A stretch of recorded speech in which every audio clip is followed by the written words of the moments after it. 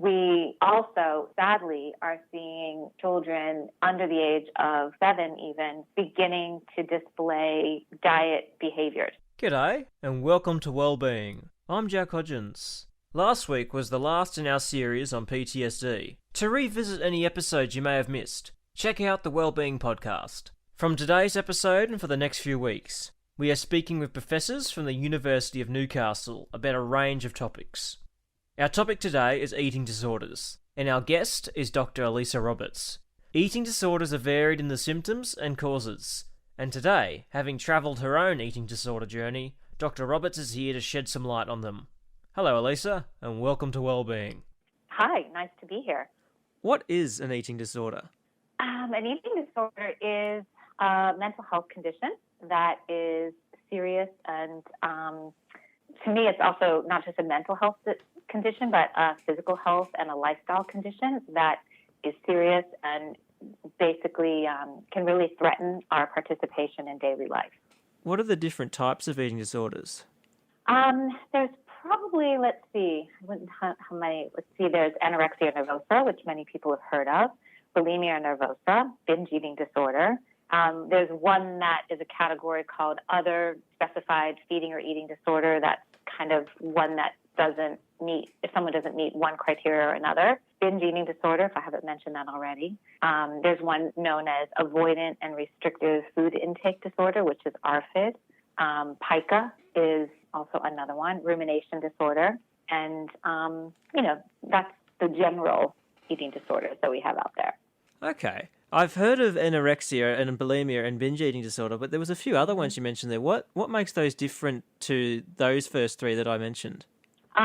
The other ones, more like ARFID or pica or rumination disorder, those are have slightly different approaches. They're not quite as weight and body size associated very often. ARFID is more or less characterized by the avoidance of the sensory characteristics of food or a concern about adverse consequences by eating a certain food. So it means that someone ends up being undernourished and not having the energy requirements to do their daily life. Pica is characterized more by eating non-nutritive food things like, examples that are, not food like cardboard or something like that. And rumination disorder is basically more of a coping strategy of regurgitating food that's been rechewed. So the origins of those conditions sometimes have more of a mental health and neurological, I would say, origin,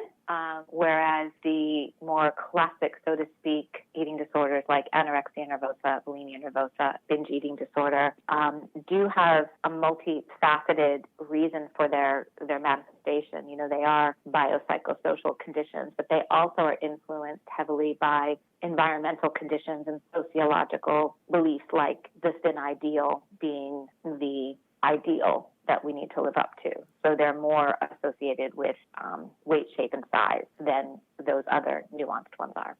How prevalent would you say eating disorders are?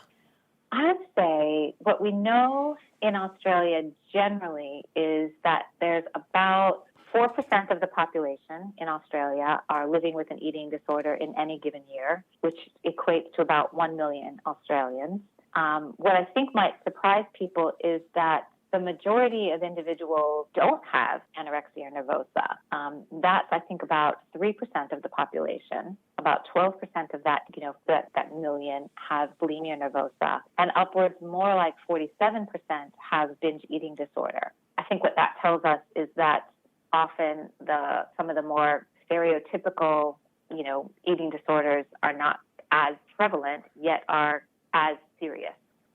Can anyone get an eating disorder, like regardless of, race, of body size, age? Do eating disorders really know no age?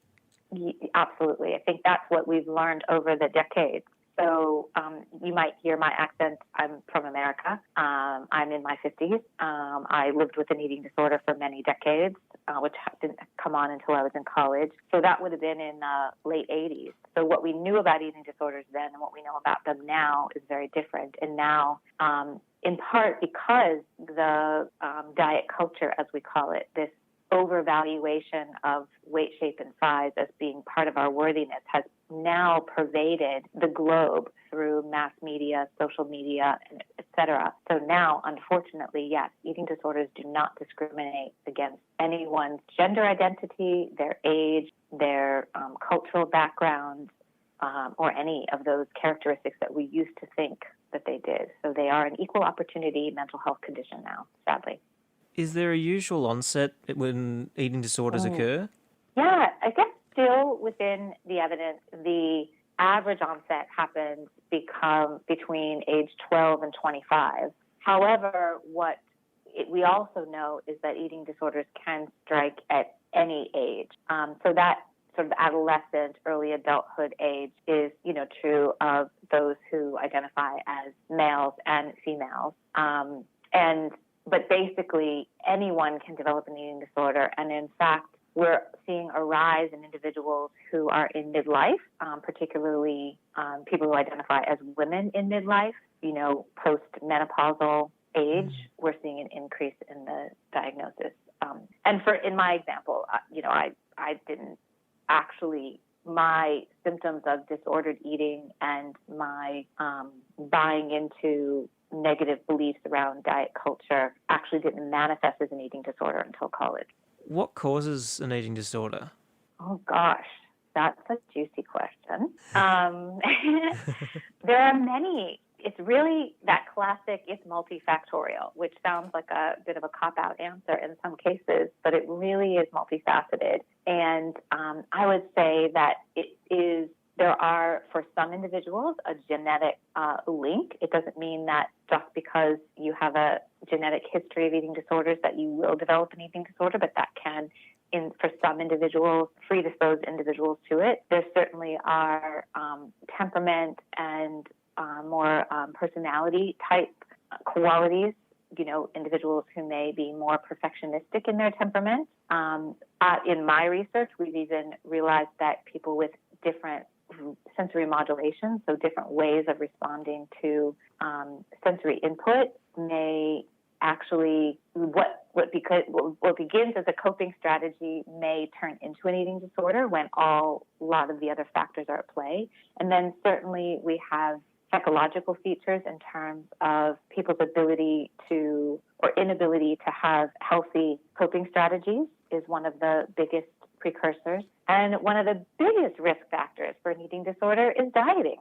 Going on a diet is probably, I would say, from what I've learned in the research, if we had to pick one common denominator, it is dieting. What are some signs that someone may have an eating disorder? Is it easy to tell? Yes and no.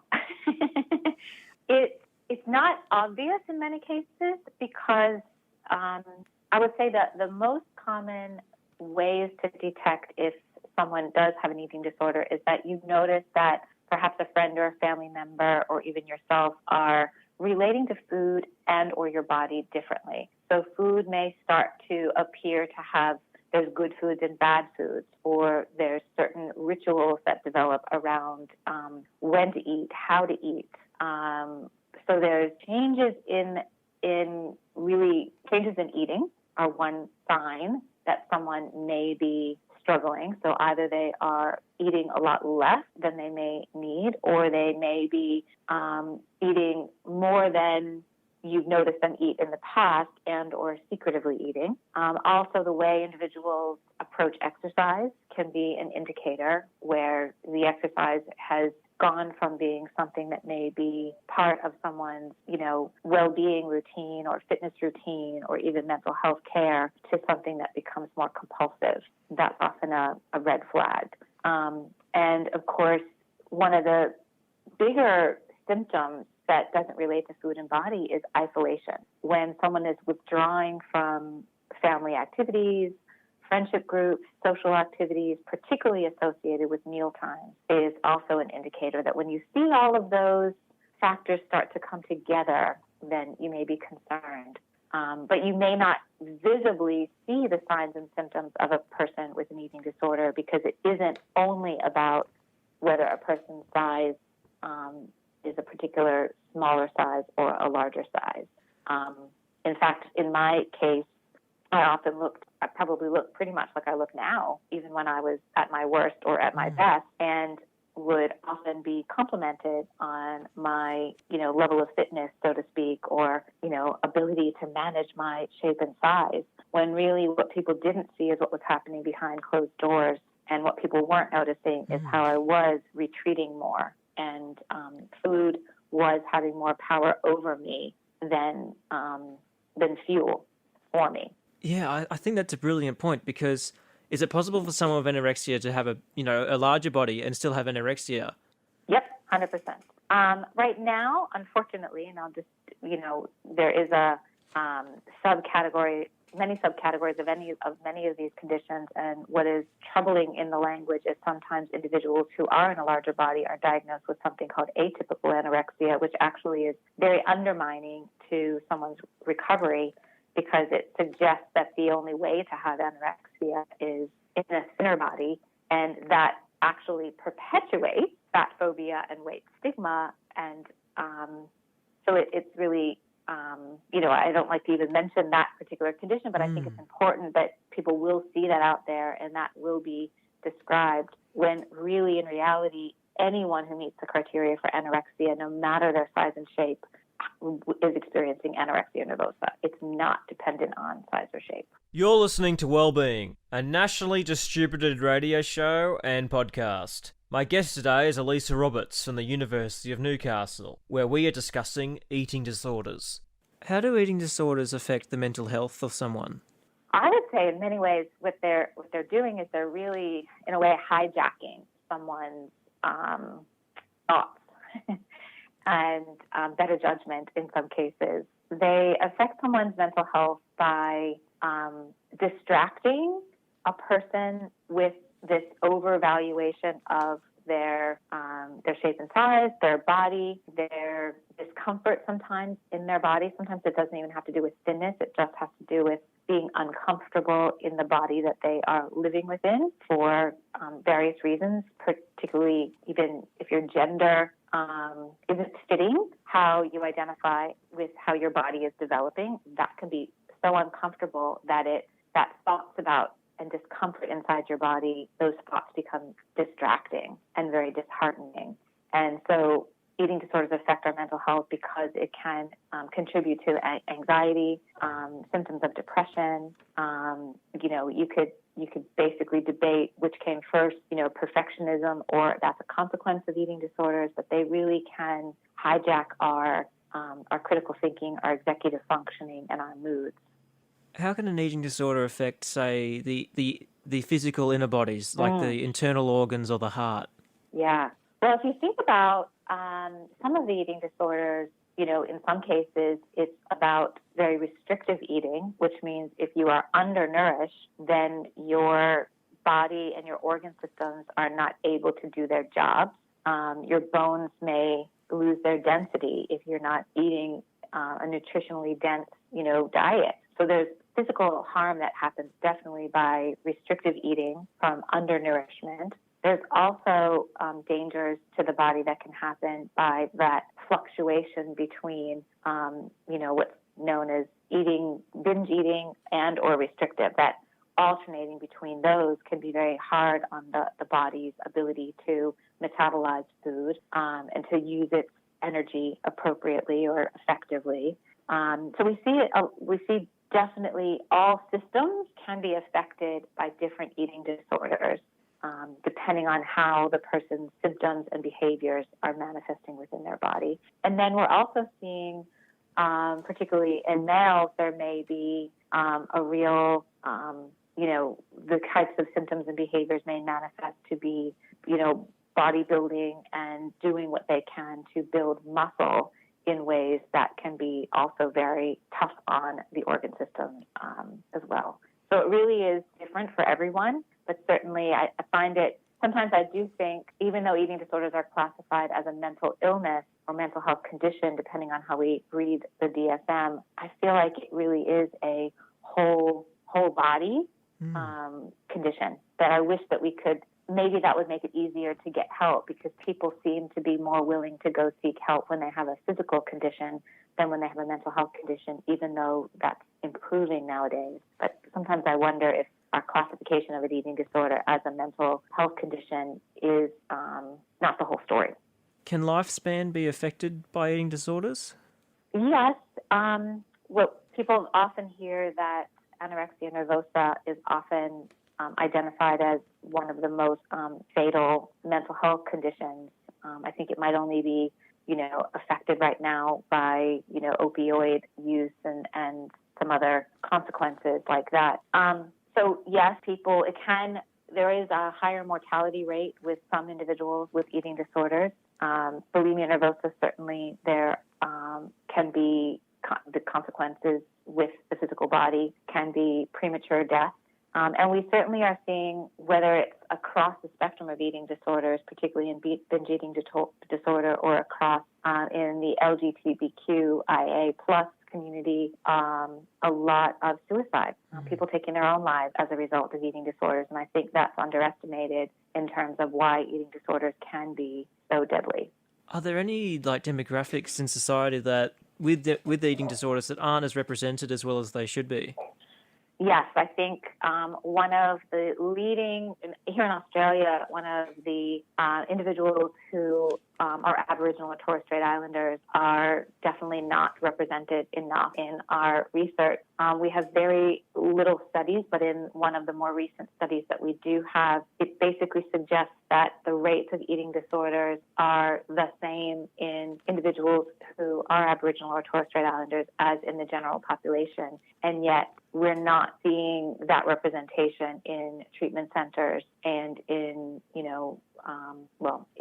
help seeking at all. So that's one area that is vastly underrepresented. Certainly, the LGBTQIA plus community is, perpetually underrepresented as well in much of our health care, and that's, improving more so than it was. And certainly for a long while there, we really weren't even representing gender or those who identify as males in our awareness of the rates of eating disorder. And we weren't really even designing treatment centers that had, restrooms or inpatient rehab centers or residential treatment centers that could cater to gender diversity. We're seeing that slowly shift right now, even in Australia, in a residential treatment program that is up in, I think it's in the Gold Coast, maybe Sunshine Coast, so don't quote me on that has taken these factors into consideration. What are some of the everyday struggles that those with eating disorders go through? The everyday struggles of someone who is living with an eating disorder are very, it's a great question, because it's literally down to the ordinary things. So my background is in occupational therapy, and as an occupational therapist, it's my job to help individuals resume participation in their ordinary things, in the ordinary meaningful activities of their day that contribute to their identity. And so when someone has an eating disorder, literally meal preparation, eating, social participation, dressing, even being, showering, because sometimes just the sight of your body can be disarming.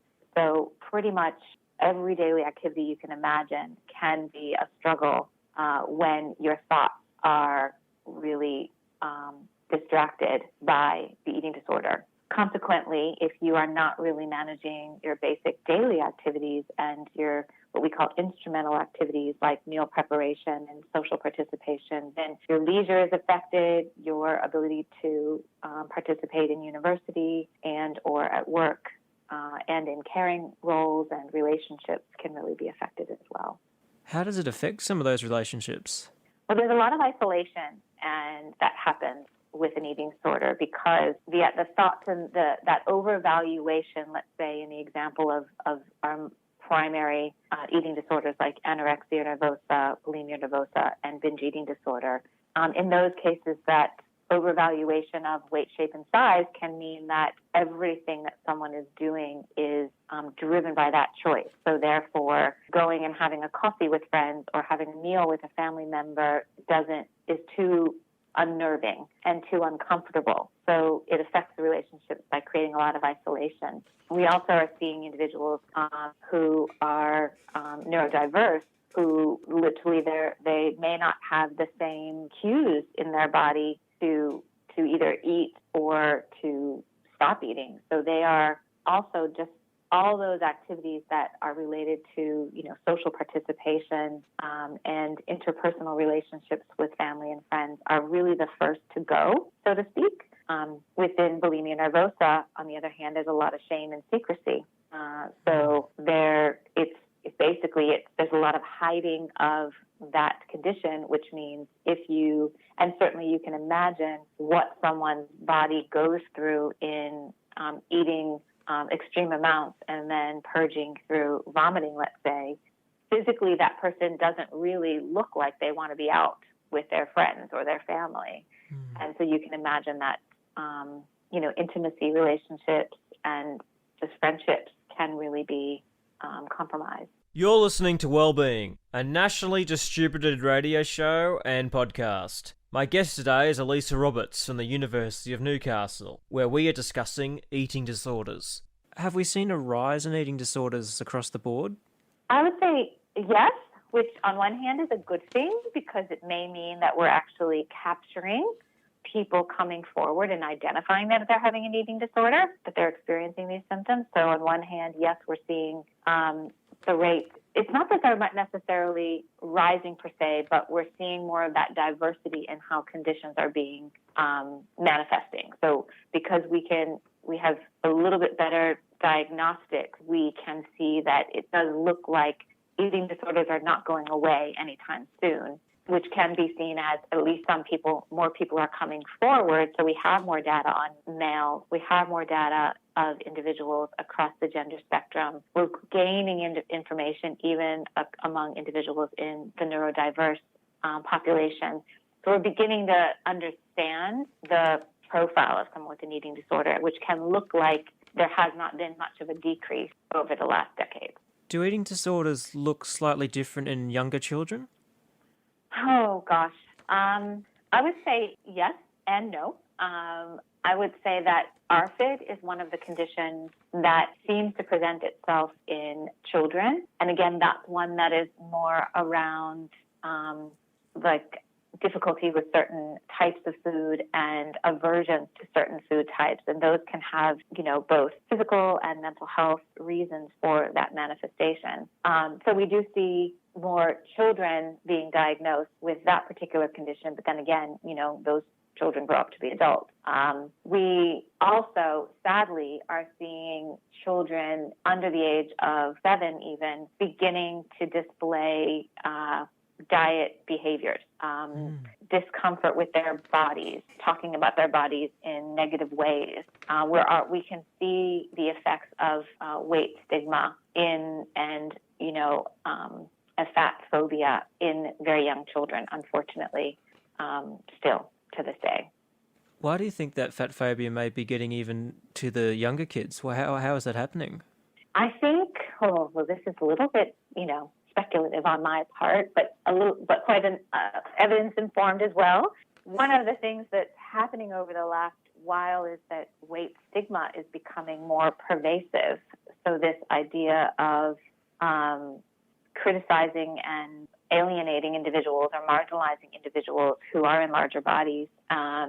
We have even healthcare providers that are offering up or making suggestions that weight loss is a solution to, all problems, when that's not necessarily the case, because we can have health in any size body, really. And we can have ill health in very small bodies as well. So what I think is happening is the messaging around size and shape and weight is actually getting more pervasive, not decreasing. So children who are exposed to this messaging at school or in sporting groups or in their own families, where it's almost like we it's like this wicked problem. Like, well, some professionals are attempting to, remedy one problem. It's actually creating collateral damage in another area of society, in my opinion. What has the effect of social media been on eating disorders?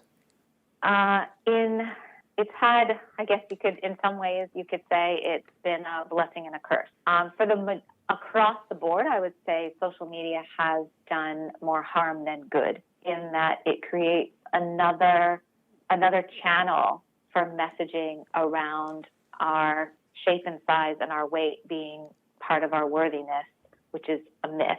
So social media is just an offshoot of what used to be mass media when I was growing up. When I was growing up, it was television, movies, and print magazines that would send the messaging to me. Now we have all these channels of social media sending us messages that in order to be an influencer, in order to be, to make it in certain careers, this is the size or shape that you need to have.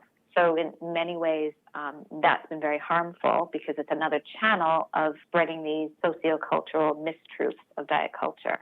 It's also one of those places where you can also find, some positive information, because you can also, if you are savvy and you curate your social media feed, you can actually have, basically detox your social media feed of those negative influences and have more positive influences. So there is a small percentage of that is helpful. But by and large, I would say that social media has been pretty tricky. The other thing that I think is people underestimate the trickiness of are things like the quantification of our body. So, step counters and, Fitbits and calorie burners and all of those types of gadgets and gadgets have actually potentially, for some vulnerable individuals, for some individuals who really are impressionable about their self-identities and not confident in their worthiness, those can actually become incredibly distracting and disheartening messaging tools in our society. I call that stuff diet porn, frankly. Do you think society understands eating disorders? I think society is understanding eating disorders better. I think we are seeing slight turns of the tide with being able for more and more people to be able to understand the myth of eating disorders or the truths of eating disorders. I can't remember exactly the year, but since I've lived here in Australia, probably there's been an organization called World Eating Disorder Action Day. So it's an organization that every year, I think it's on June 2nd, it will be coming up, where a grassroots movement of really promoting the truth about eating disorders and debunking the myths of eating disorders are happening. So that's been happening probably now for, let's say, at least 5 years. So we're beginning to see a broader language change. We also have had our own healthcare ministers and government really begin donating larger money to the cause. And basically, we have a national research strategy on how to basically research eating disorders more inclusively and co-design our research so that we can have better quality research about the lived experience with eating disorders and the effectiveness of our treatments. And we also have more funding to basically upskill our workforce to be more capable to work with individuals who are either at risk for or are experiencing an eating disorder, and improved treatment opportunities. So I do think we are seeing an improvement across the board. What still needs to happen, do you think, in society's understanding on eating disorders so that we can get a better outcome for those that do have eating disorders? That's a really good question. I would say we all need to recognize that and learn that eating disorders are not choices.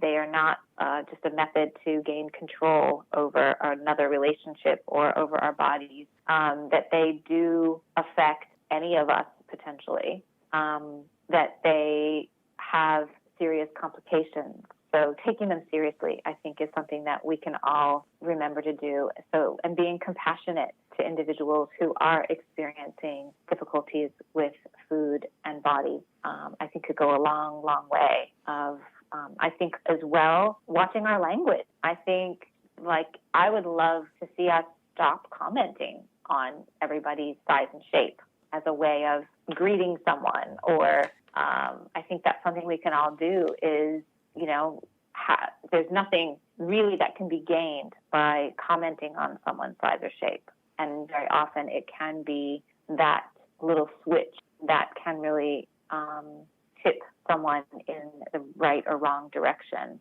I, for one, was, my body was sometimes complimented, and then other times it was like, ooh, I can pinch more than an inch. And that type of language, or that, oh, wow, you're looking so slender, that commenting on everybody's body, I think that's the one thing that we can all do is to stop doing that, particularly stop speaking to children about their bodies.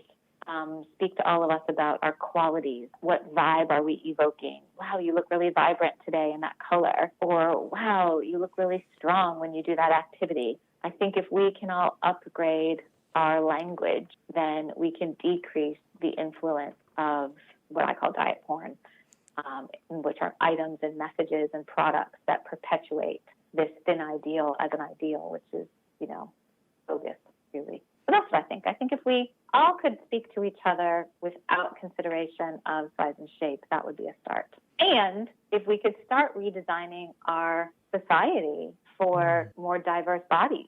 I mean, if you think about all the sizes of the seats in planes, the sizes in theaters, the sizes in school chairs, they're all based on a very archaic size of the average white male. And that is a very archaic and, patriarchal, white supremacist way of viewing society. So I think if we redesigned society to be more inclusive of all bodies and shapes, I think that would be an amazing shift. And those are two good things: change our language and change our environment. Well, thank you for taking the time today to be on the show, Elysa. You're welcome. Thanks for having me. My guest today was Dr Elysa Roberts, Senior Lecturer from the University of Newcastle. Tune in next week where we discuss cancer with a cancer researching expert. And if you like this content, check out the Wellbeing podcast for more. Thank you for listening. I'm Jack Hodgins, and all of us at Wellbeing wish you well.